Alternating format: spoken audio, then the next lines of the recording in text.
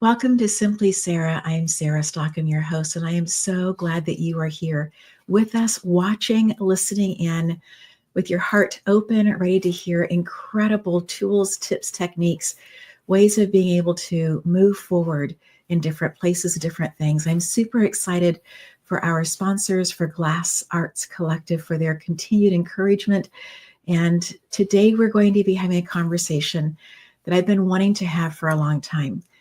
While we were living in the Democratic Republic of Congo, we kept hearing about things that were happening in the Appalachian Mountains. And part of what that was this place called Henderson Settlement. When we got here, we began hearing more and more about it, and then we're invited to take a truckload of things up to donate. And as we were there, we had a chance to kind of look around a little bit. And then more recently, we went up and spent up several nights up there.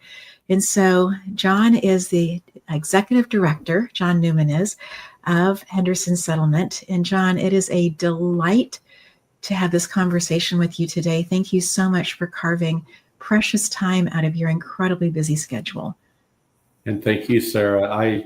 Anytime I have the opportunity to talk about Jesus and what Jesus can do with folks that want to be faithful, I'll be there. And so thank you, Sarah, for letting me have a conversation with you. Absolutely.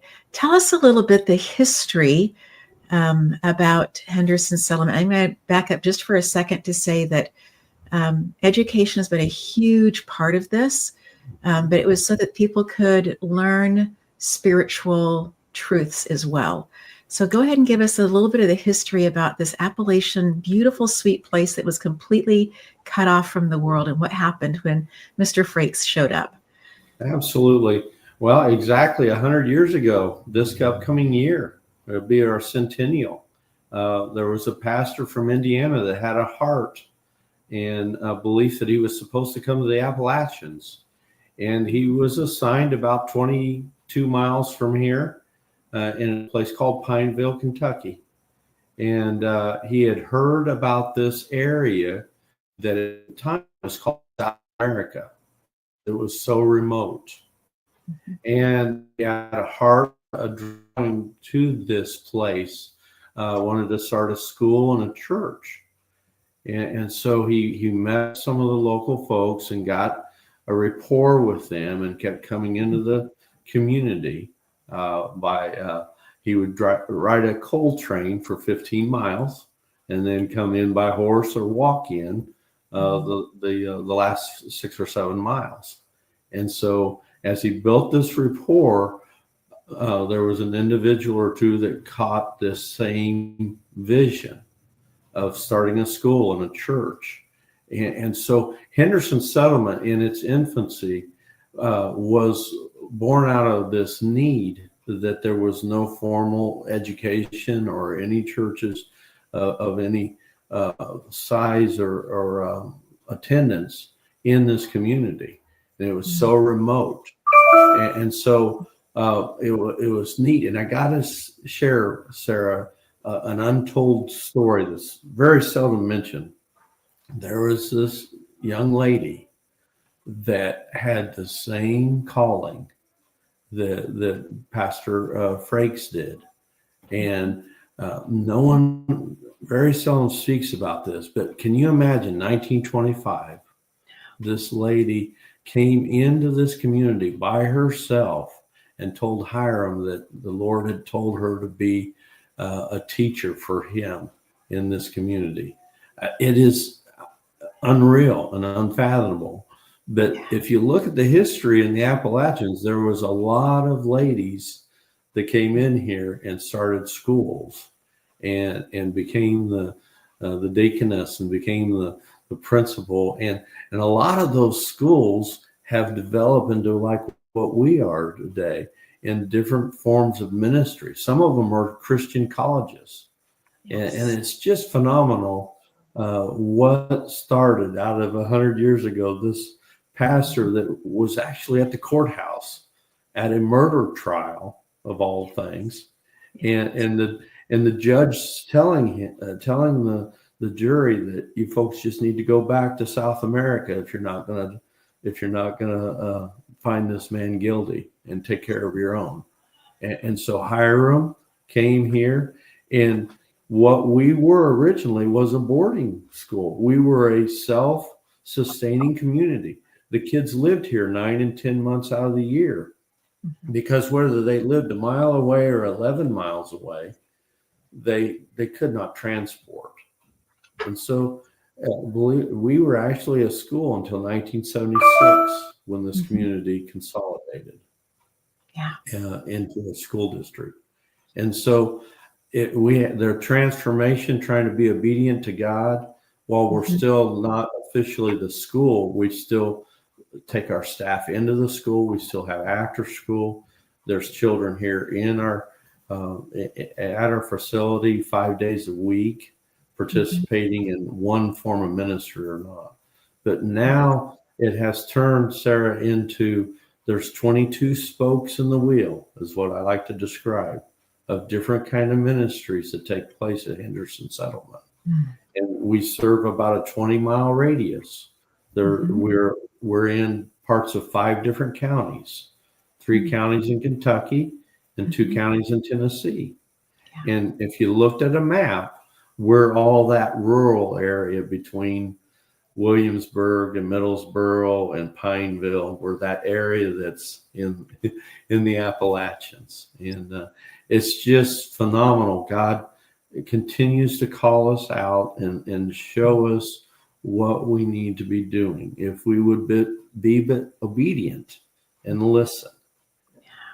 And so in those ministries, whether it's the greenhouse or whether it's selling a hamburger at the thrift store for $2 cheaper than what Kroger sells it for, no matter what that ministry is, it's taking the kids on field trips, helping with tuition assistance, helping with scholarship programming, helping with utility assistance, taking people to their doctor's appointments. Most of the people, Sarah, that we serve with folks like your help, most of the people we serve are the very, very young or the very, very mature. And so those are folks that are here and they need, they're isolated and they need someone on their side, faith-based, Christ-based. People, they fall through the cracks. They don't necessarily qualify or receive that assistance that otherwise would avail them to have a high enough quality of life that lets them excel. And so our whole purpose, Sarah, and I don't want to wear you out, but our whole purpose is to love people to the place that they know they're loved by God, and not do any more than what God wants us to do, and certainly don't do any less. And so everybody needs loved, and so the one thing that Henderson Settlement strives to do is to not just put a Band-Aid on, say we give them a food box, or say we help them with Christmas, or say we help with a utility or taking them. But the whole person needs taken care of, needs loved. Their physical needs, their emotional needs, their spiritual needs.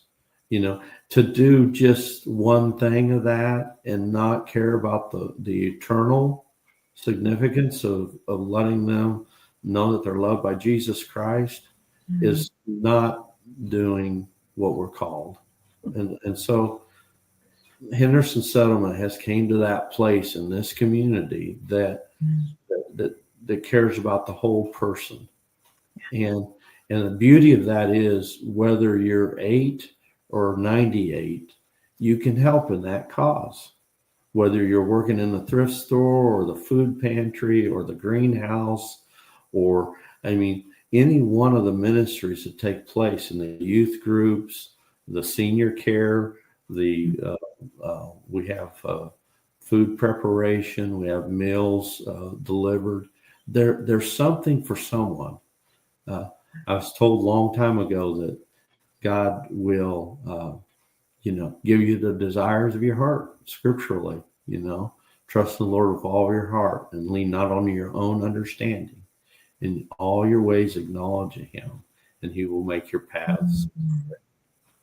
And so our purpose is simply to love people right where they're at with what they are going through. And so I thank you, Sarah, for letting me have an opportunity to share with you what God wants us to be a part of. You share so clearly this place of, here am Mr. Frakes coming in 22 miles. And I will share with you that, having been to Henderson Settlement now a couple times, that the road is not straight even today. That's right. It is a very curvy, part of it following a river, part of it crossing over the river. But even today, that where you are is a really remote, you have to want to get to Henderson Settlement. That's And right. then when you do, it just opens up to this beautiful valley, a place that in the past, I think you've had cattle there. Definitely a place, as you said, it was self-sufficient all the way around, that even when there have been tragedies like fires that have taken buildings down, that the community has rallied so quickly to come back and say, these buildings are so to us and to what we do. Let's make sure that we rebuild them as fast as possible. And then also the fact that there have been people who have come, who've been trained at Henderson Settlement, who have gone on to do things in government at the national level, but also, not quite 100 years ago, there was a group of 4 ladies who had never left, and they sang together and sounded beautiful, and then went on a tour and began to raise money and ended up at the White House as well. There's pictures of them, the White House having sung there as well. So from the very beginning, this place of taking the puritanical idea of, we're going to teach people how to read in order for them to be able to read spiritual kinds of things for their spiritual growth, that Henderson Settlement has continued in that space of looking at the full person, not just part of who the person is. Exactly. I love so much that, John, there's this list online of things that people can choose to come in and volunteer, stay on property for days, for weeks, for a year if you want to, depending on what the person wants to come to accomplish. And in there, all these different lists of things that need to be done in the community. And some of those things include putting windows in. And that you guys, you as the executor, other people who are in leadership there, you guys completely stay out of it, so that it is the people who are raising the money who are going to come do the work. They are the ones choosing the projects. So there isn't any, hey, if I'm a really good buddy to you, will you please put my windows in this month? There isn't any of that, that you guys have been so careful to take that out and maintain healthy relationships in the community, saying it's people on the outside are the ones who are choosing, and they're the ones who are going to come in to do the work. Can you speak a bit more to how you guys got to that place? Yeah, I think you have exacted what we try so hard to do, and that is to love everyone and completely, without prejudice or bias or partiality, and that's tough to do. It really is, because and if you would adopt a project like the windows, or you're going to find 3 things. If you go online, you're going to find out how far it is from us. So, because that's a big deal, if it takes you 10 minutes to get to the job site or 30 minutes to get there. And then you're going to find out how much it would cost to replace those windows or repair that sink or whatever that is. And then you see the skill set.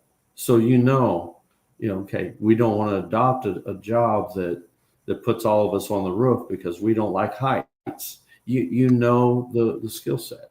But the one thing that's not there with purpose is you don't know their names. You don't know who it is. Because when you adopt a project, Jerry or myself or any of the staff, we did not pick that project for you. Right. And so it takes all the bias and all the prejudice out of it. And so it's a very, we've thought this out in the sense that we don't want to cause any misconception and any partiality.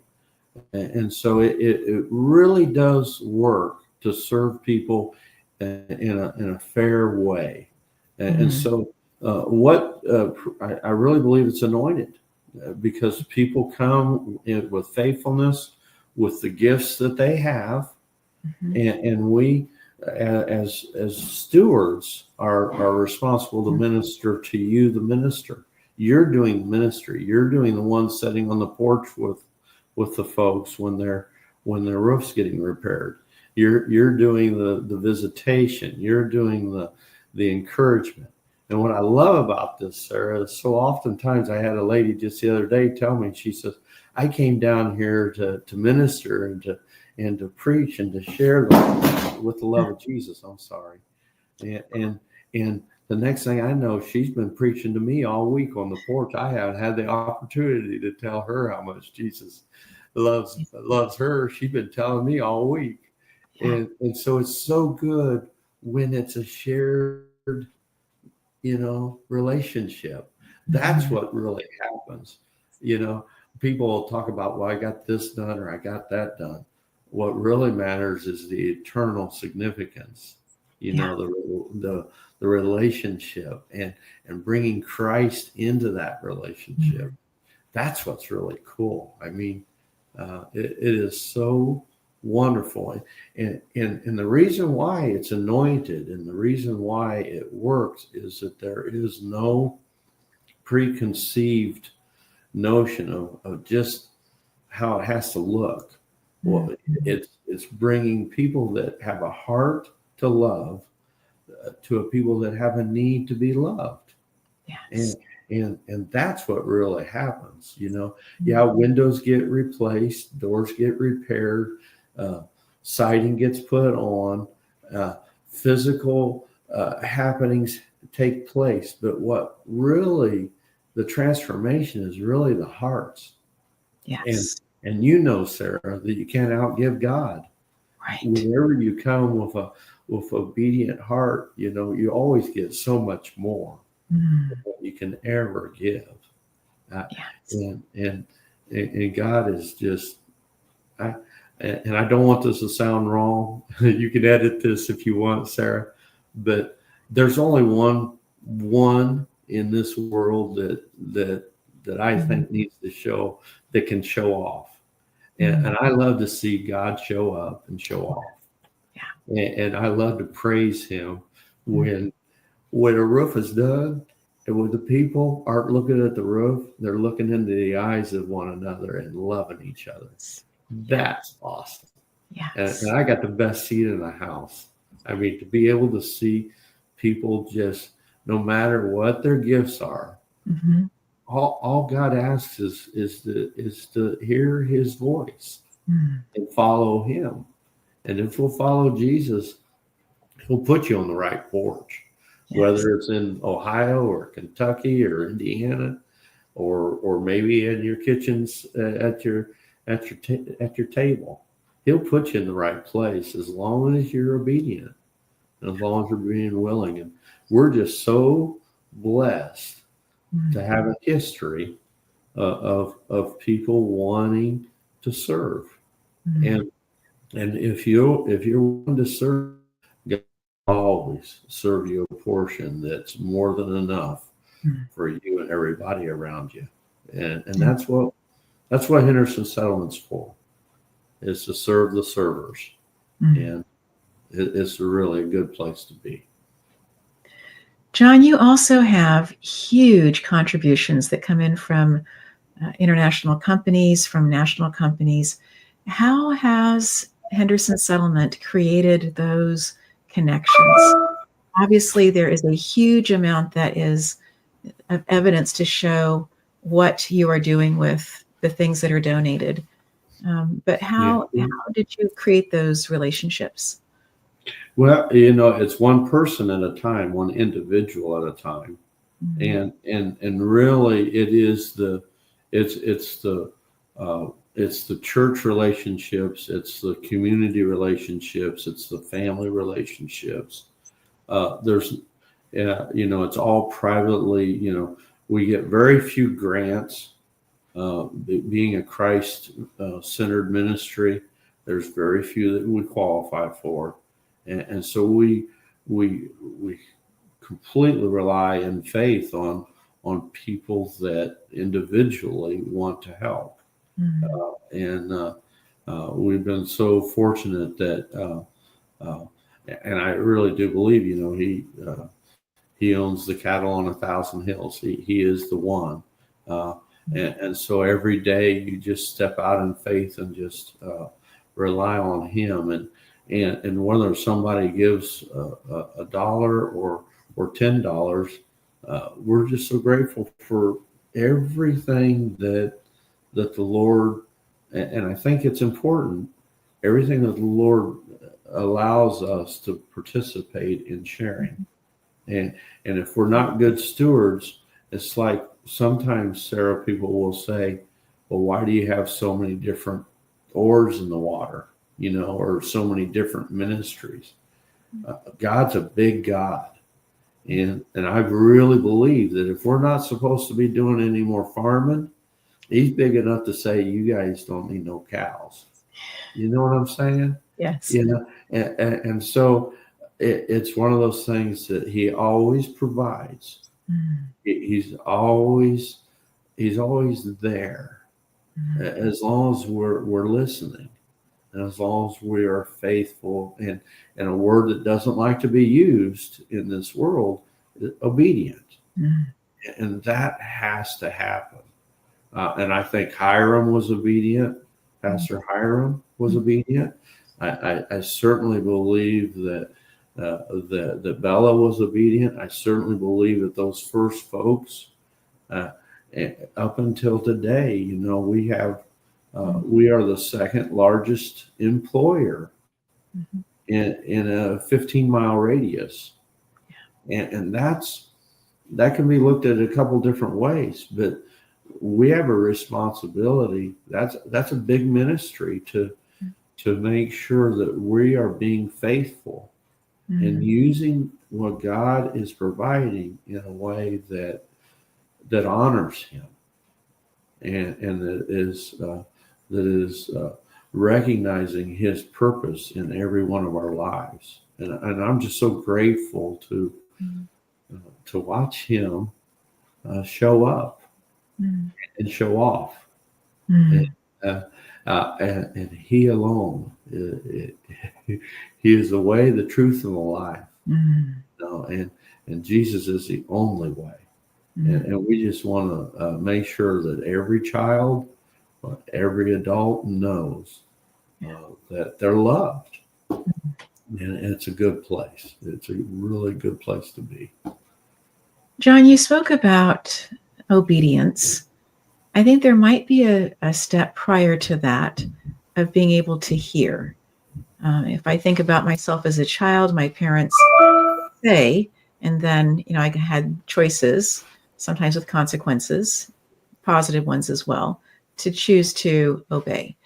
But when we come into the spiritual realm, when we're talking about being obedient, oftentimes people will talk about a nudge or a still small voice, or I had this feeling, or how do you encourage people to tune into that and to be able to kind of clear the earwax out so that they can hear that in such a way that they can choose that next step? Yeah. Oh, that's exactly right. And the first step is always, it's even more than what I try to describe it as respect. It's a want to. I mean, you're going to listen to somebody you don't want to hear. Yeah. You're not going to respect somebody that you don't care for. You're not going to want to hear what they have to say if you don't know that what they have to say is important.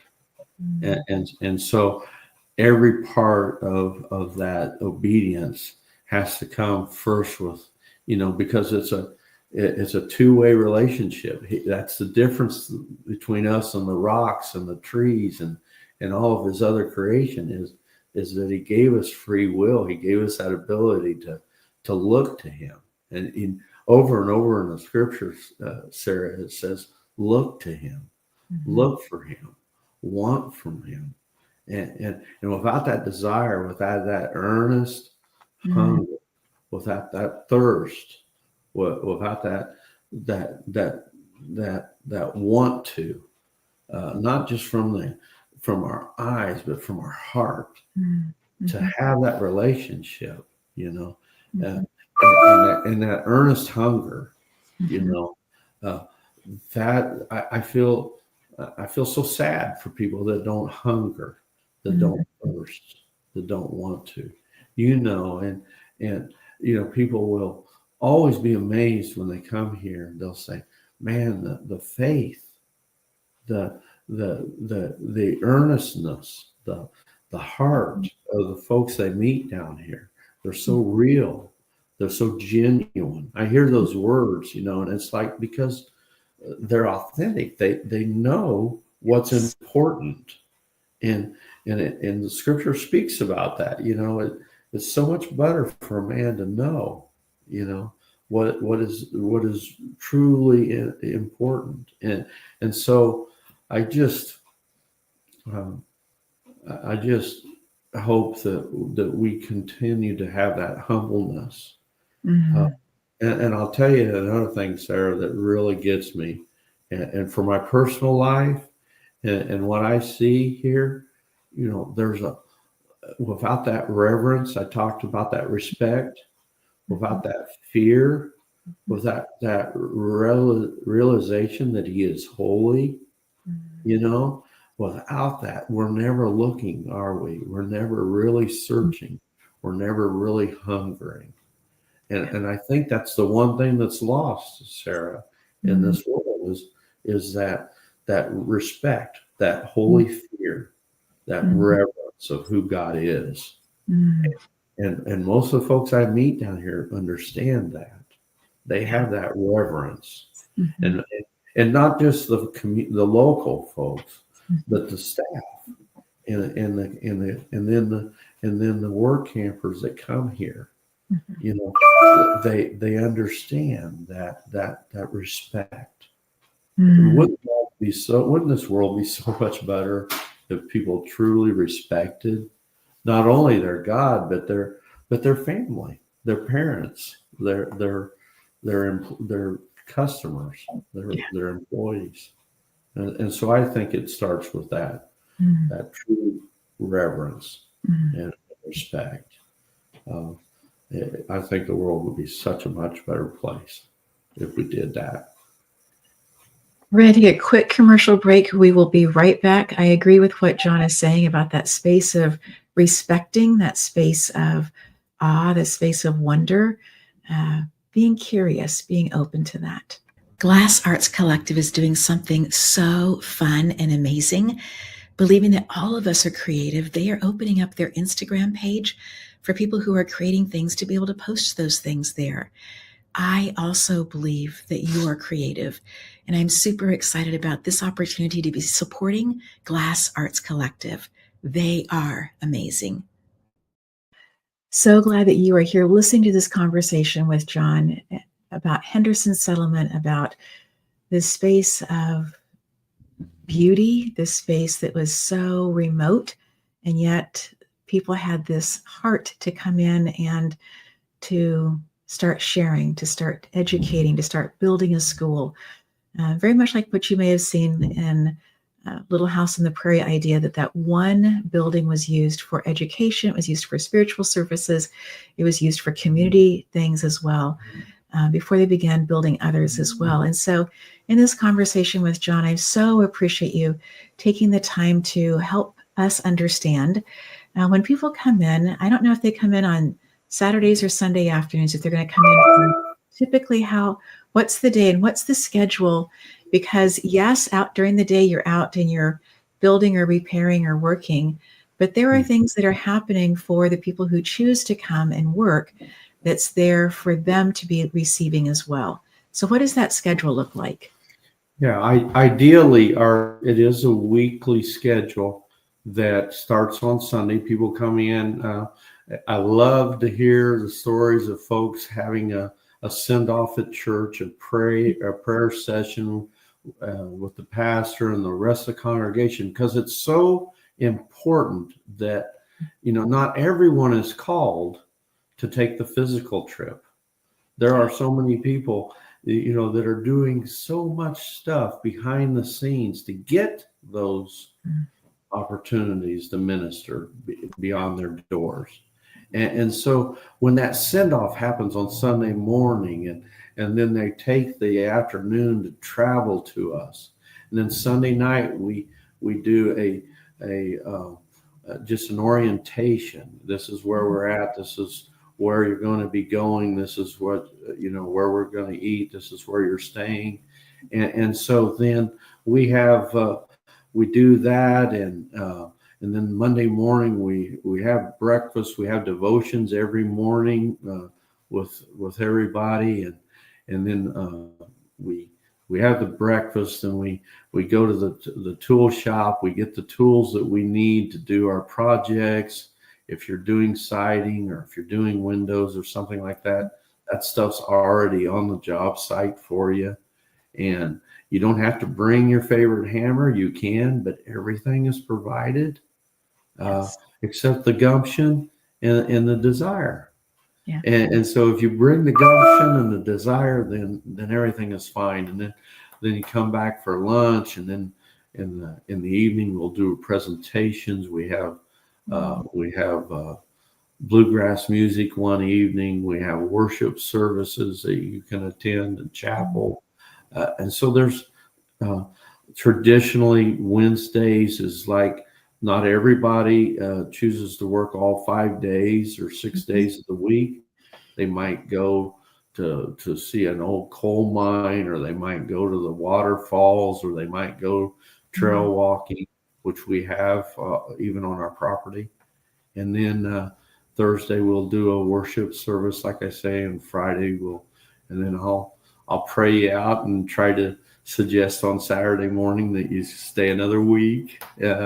But not only that, Sarah, you can come for a day. You can ride in and see the place and do a tour. You can stay a month. We've had typically we'll have folks that'll come in and stay for 2 or 3 months sometimes, and just live here and serve here and plug into what God. Because I always like, I try not to be quick to say, here's this you can do, or here's that you can do. It's like, what does God and you want to do? Because I really believe that when we're listening to that, it's anointed. It has authority. It has power. It has validity when it's what God is suggesting instead of what John or Jerry or somebody at Henderson Settlement's recommending. It's so much better. So, but that's kind of like what the agenda looks like. And then we're open. We're literally open 50 weeks out of the year. So we're receptive to people being here year round. This week we're having Christmas. That over 400 kids we will give over $26,000 worth of toys, new toys, to 400 kids in this community. People, if you donate a $20 toy or a $30 toy, it will cost mom and dad or grandma and grandpa $2 or $3. Yes. And when those kids open Christmas, Henderson Settlement or Sarah, they didn't buy those kids Christmas. Grandma and grandpa did. Yeah. And so that gives them the gift of gifting, and that gives them self-worth and appreciation. Yes. And then all that money that they are able to afford to participate in, and no one's turned away. But all that money goes right back into purchasing more toys. And it's so wonderful. And then next week, we're going to do the same thing with food boxes. I mean, there'll be over 400 food boxes. There'll be probably 500 different family boxes of food going out of this. And it's all done by private donations.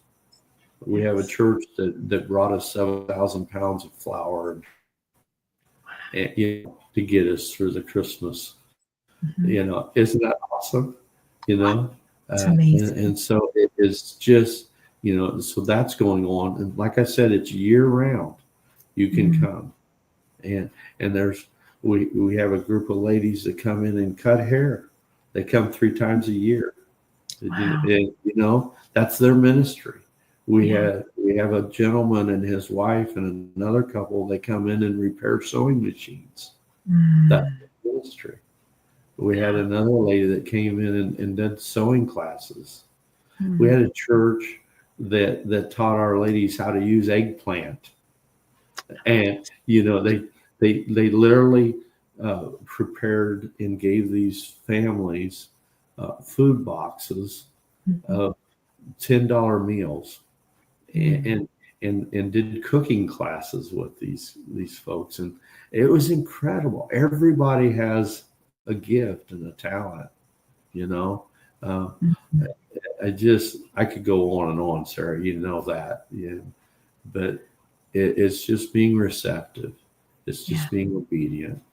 And whether you come for a day or stay for me, an Indiana preacher, or stay for the rest of your life until God calls you somewhere else, we're available to that. It's awesome. So, John, what's your personal story? How did you end up at Henderson as the executive director? Yeah, it's really cool. I had heard about Henderson Settlement. I was a bi-vocational pastor in Indiana, and I had been invited to come down, and our church started bringing donations down and collecting canned goods and collecting Christmas stuff. And I was introduced to some of the staff, and then I started bringing work teams as a pastor from Indiana. And during the beginning of COVID, I found myself here because this I just had that ability of being here and serving. And the staff and some of the board members invited me to consider this position.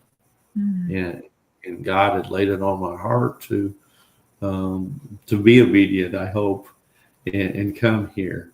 But I had that experience and I don't want to wear you out, but I had that experience in a van delivering meals to the kids that were unable to go to school.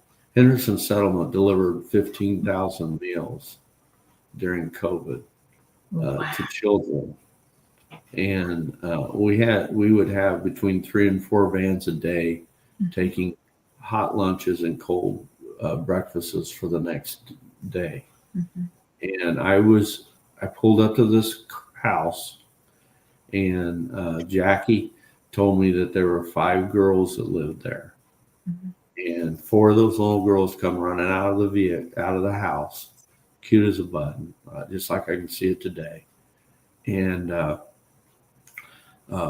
one girl was actually babysitting for somebody. But anyway, they thanked us and everything. I got the breakfasts ready for them, and Jackie got the lunches, the hot lunches. And I had made the comment when we pulled up there, when she said that there was 5 little girls living there, I said, I feel sorry for Dad. Okay. I'm thinking no bathroom. And we got back in the car ready to leave, Sarah. And this was my Emmaus walk. But we got back in the car, and Jackie said, "There's no mom. Mom had left." And I felt about that tall. Yeah. And I said, "Here I am, Lord." And the rest is history for me. Yeah. Because after that happened, I became a Kentuckian. So pretty quick. here's a guy that lived over an hour away from good work, raising 5 girls. 3 of them were not his own, taking care of these kids in what I call a dry house. There was no running water. That's hard to conceive in this day and age, but it was reality. Yeah, it is. And here he was doing the best he could. Yeah. And I was making a comment, it's like, I wish I wasn't Dad. Yeah. Glad I'm not him. And so that's my short of it, how I ended up. And I hope I've not worn you out. But that's how I ended up in Henderson Settlement. People started asking. Go ahead. Like I said, I was invited by some of the staff and the board if I would consider the position that was open. And I tried to be obedient. Yeah. So are you able to watch the progression of these beautiful 5 girls? And because now we're several years later, you've been there. Yeah, and absolutely. How are they doing? Well, the youngest 3 ended up with Dad. They moved to a larger town. He's doing very well. We keep in touch some. And the older 2 ended up with Mom in a larger city farther away. I don't know their outcome, but I pray for them all the time. Yes. And whatnot. But yeah. Wow. John, how many of the families that who are on the list of, come put windows in, do a door, fix our whatever, how many of those families are living in dry houses? Because you are absolutely right. We don't think about the depth of poverty that there is in this country, or the isolation that people have in this country either. We think, we look at the freeways and the roadways and we go, well, everybody's connected. Right now the 40's washed out because of Helene, but they'll get that fixed in the next few years and that will be all, we'll be connected again. But there are so many places that have people who are living in just away from big cities, away from work, away from and not connected. So how many families do you think on the list who are asking for some work to be in? How many of those are living in houses that don't have running water? I mean, I could think of in our community. And you got to understand the plumbing's there for some of them. The finances aren't there to keep it running.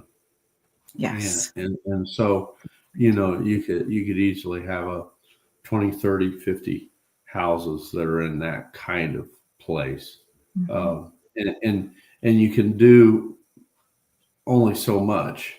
And people say, well, why don't they just move away? Or why don't they go get a job somewhere else? Or why don't they find other means? And you need to, that's when it's so important to understand without judgment, why they're in this. I mean, that's the only place they know. That's the only place they've ever lived. They don't have the means or the ability to drive. It's amazing how many people don't have driver's license, don't have transportation. They rely on somebody else, and they always have, and they're 90 years old. And those are the folks, and they don't have family to take care of them. And they have literally fell through the cracks, Sarah. Yes. We help people to find them help because they don't have the know-how or the ability to jump through the hoops to qualify for assistance. And so that's a big deal. But to put numbers on just how many people are in that place, the crazy thing is you don't realize just where somebody's having to step into on a daily basis. And a lot of times you don't know, just how strenuous their day-to-day life is, and you just have to use that that discernment, I hope, Mhm. to never presume or judge. Sure. People will tell me, it's like, Henderson Settlement's been doing this for 100 years. What are you doing differently? And I, with total respect, I understand that question, but with total respect, we recognize that it's not the same people that we're Right. often helping. Right. It's a generational thing. Mm-hmm. And so we just are loving the people that are right in front of us right now. And, we're not presuming to know how they got there. We're just presuming to show them that there is another way. Yes. And that's all we're trying to do. And so Mhm. hopefully, to be quite honest, we're not doing anything different because we're still bringing them Jesus. Yes. And meeting them where they're at with what is going on. So, John, you referenced 1976, that there were some changes that were made at that point. And there's currently now across the street public school, as I see it. Yeah. And so is that the time that the public school then opened up and the state said, thank you very much for all that you have done to educate and to work in this area. We'll take over the education part. You continue to love people where they are. Was that kind of the space and time that took place? That's exactly right. In 1976, Bell County, which is where our primary campus is, consolidated and created a school district. And so at that point, we evolved away from being the day-to-day school. Mm-hmm. What's really cool is God has allowed us, and just recently, we have a relationship with 3 elementary schools in our influence and our help of ability, and we actually send staff into those schools. Think about this. This is so cool. In public schools, we're allowed to send our staff to help the teachers, Yes. and so on a day-to-day basis, we have folks that are helping the public schools. So we still have, and then our after school care, we have the kids are literally bused, and they'll come in and we'll do devotions. They'll have a full blown meal. Mm-hmm. They'll have buddy bags to take to their siblings that may or may not have a meal. They get tutoring. They get time with so that there's no kid left behind in their studies. Right. We have activities for them, and then we take them home. And it's a win-win-win for the school, for the parents, for and for the children. And it's an incredible opportunity God has allowed us to be a part of. So we're still on a day-to-day helping enrich a kid's knowledge and growth. And certainly I pray with all my heart that it's spiritual growth too. So. Sure. Yes. You've talked about the dignity of and uplifting that dignity. So you referenced Christmas presents and gifts, and that the parents come in and they pay so much less than what people who are donating them are paying for them. Talk a little bit about the different ways that the parents who don't have jobs are able at Henderson Settlement to earn settlement bucks so that they do have money to be able to shop for their kids and provide, or for their grandkids. Yeah, and that's by you saying grandkids. I appreciate that, because and it's not just our challenge, because I know that happens everywhere, but so many grandparents are raising their grandchildren.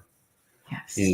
And what is really prevalent and obvious is a lot of those grandparents get no financial assistance by being put in that position. Right. And so again, they fall through the cracks. Again, they don't qualify for assistance, governmental assistance. And so without the Christ-based ministries, those folks are overlooked. And so being there and being available and having a simple qualification, as it, to help them. There's no uh, there's no payback or incentive. There's no requirement that they've got to do X amount of hours. They got to do this, because that, if they're on disability or if they're on, that gets kind of ticklish. And so we make a point not to put strings attached to the gifts, not to put strings attached to the help. And so we're relying on them capturing the spirit and the intent of the heart that gives to them. And that's what's really beautiful about it.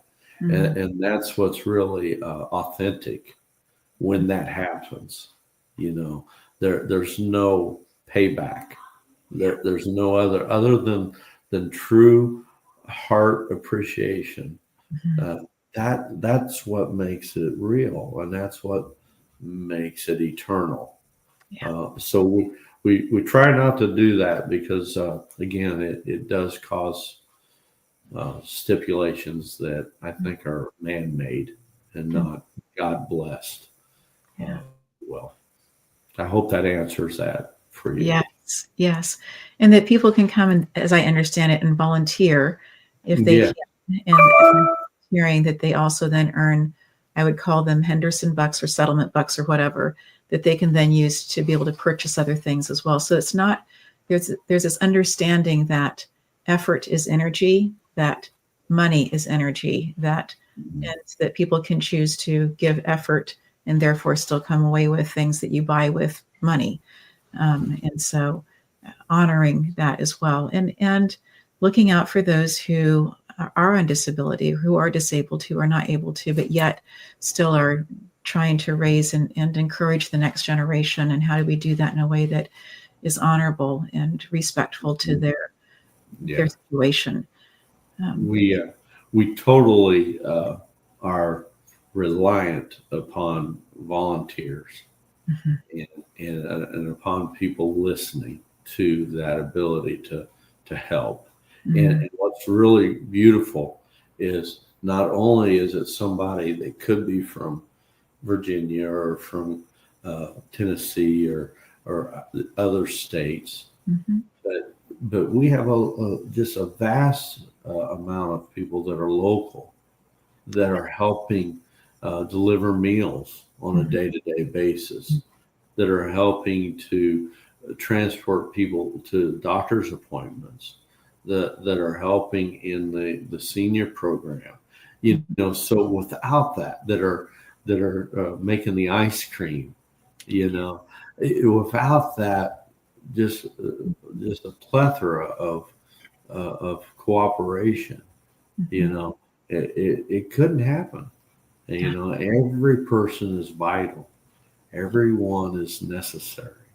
And everyone is, and I pray that everyone is appreciated. So, but the local volunteers it's a big deal. It's incredible. I had a lady that, and I just got to share this real quick, but I had one of the ladies that we've built 41 official homes in the community from ground up, and she was the recipient one year. And technically they're supposed to volunteer 200 hours, right, or someone in their family back to the community. And we got to the end of her house build, and it's a home at this point. We got to the end of the home build, and she said, John, because I told her, I says, we've got $2,000 to be able to buy appliances for you. We don't normally have that extra. And I said, so we're going to take you appliance shopping. And I said, just call me in a couple of days and let me know when we go. I got to tell you something. What she did, Sarah, changed my life. She called me a couple of days later and she says, Pastor John, she says, I don't want the appliances. And I says, well, what are you thinking? And she says, I want to donate that money to utility assistance, because I know what it's like not to have the money to pay my electric bill. Now tell me that's not what it's all about. Wow. She got it. She She got it. understood it, Yeah. you know, and that's eternal. Mhm. That'll never, her grandbabies will know that grandma worships a God that provides, It you know, provides. Yes. and it's incredible, you Yeah. know, it just, and I get to see that, you know, Mm. God showing up Yes. and God showing off, Oh, you know, so and good. just worship him for that. He Mm. just, he just, he is so honorable. He is so Yes. holy. John, thank you so much for this time, for this conversation, for enlightening so many of us with what you are doing. And thank you for your humility, for your tender heart, for being there, and for loving people where they are, for who they are. And just thank you so much for all that you are doing. Thank you, Sarah. And I praise you, the Lord for just being allowed to have a voice and for people letting me speak about Jesus and about what Jesus can do with you Yes, if we're letting. So, again, thank you, Sarah. absolutely. And so we say thank you to our audience. This has been an incredible conversation about how using faith-based, we can change so many things about what's around us in that beautiful space of not staying attached to it.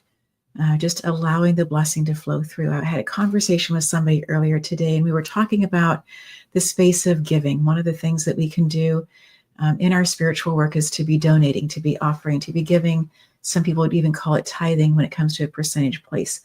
And the image that just came to me was that space of Moses, the baby, being put into the river because there was this release of, there's a God who is bigger than, and just allowing that space to be able to flow, the things that took place as a result of that, the greatness that happened because parents were willing to allow that space of release, that space of faith. And so when we come into places, I believe, of being able to say, we have these gifts, we have these talents, these things are things that we own, and we choose to give them a different way and release them. What a beautiful thing that is. And I'm so grateful for Henderson Settlement and for the people who are working there. Until next time.